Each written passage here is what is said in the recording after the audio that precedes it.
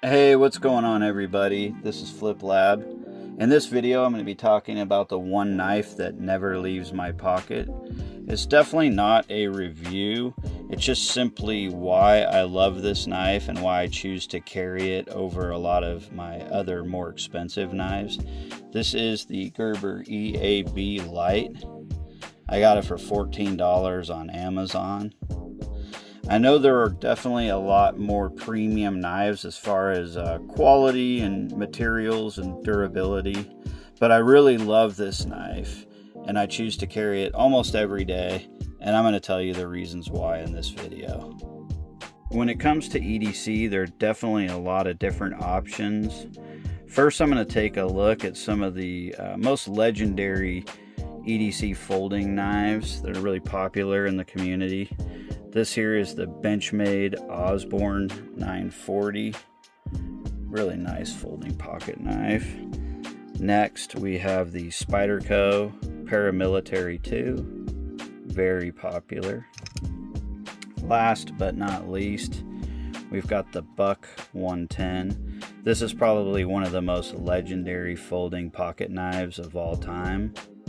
The benefit of a folder is you can get premium materials, decent build quality, and it's easy to carry as well.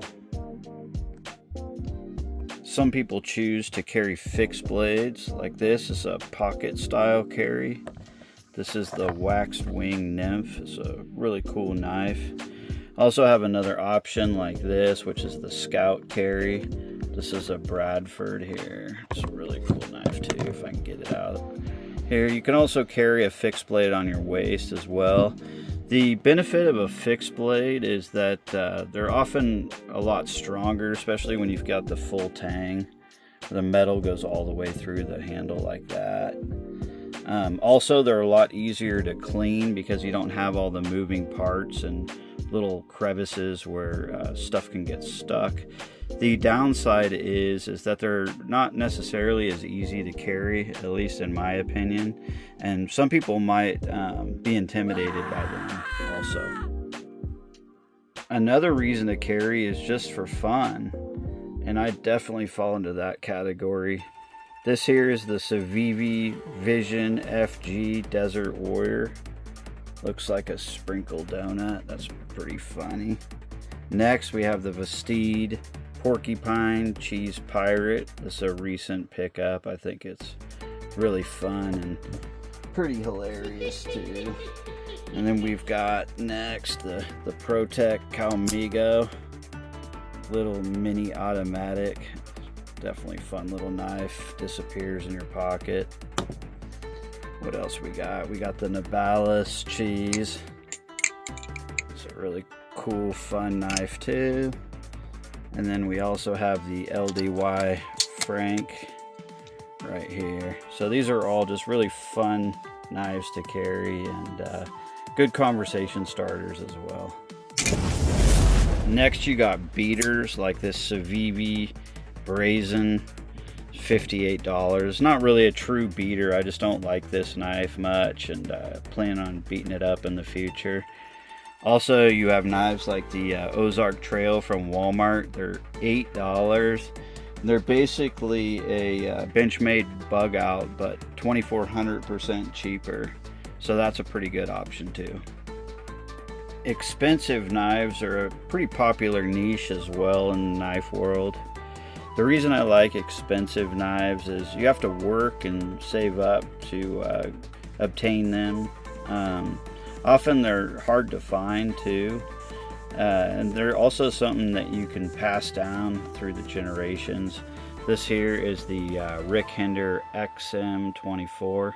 I think that was like $600, which to a knife person doesn't seem like a whole lot sometimes, but to a non-knife person, they'd probably think you're crazy.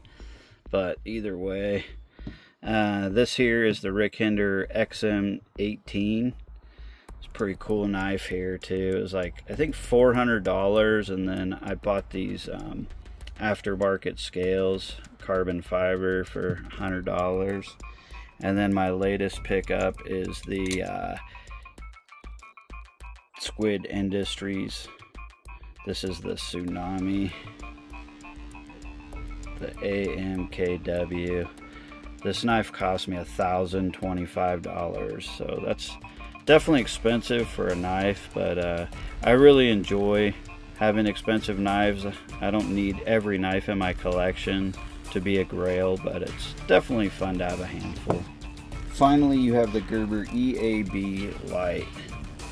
I really like to carry this as a secondary knife alongside with a primary knife of my choice.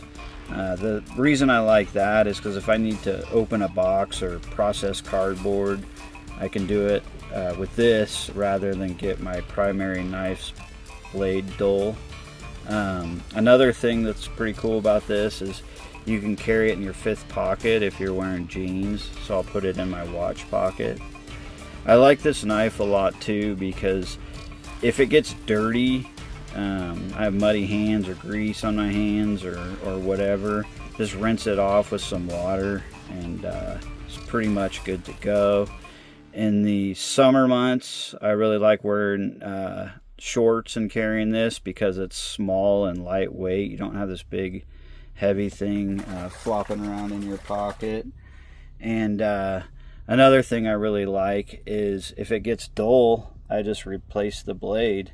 Just undo that screw, replace the blade, or flip it. Unfortunately, both sides are pretty dull on this, so I'm going to have to replace it. And then the last thing I really like is if I lose this or damage it, I'm not really too worried. I can just go on Amazon and buy a new one for 14 bucks and wait for it to come in the mail, and there you go.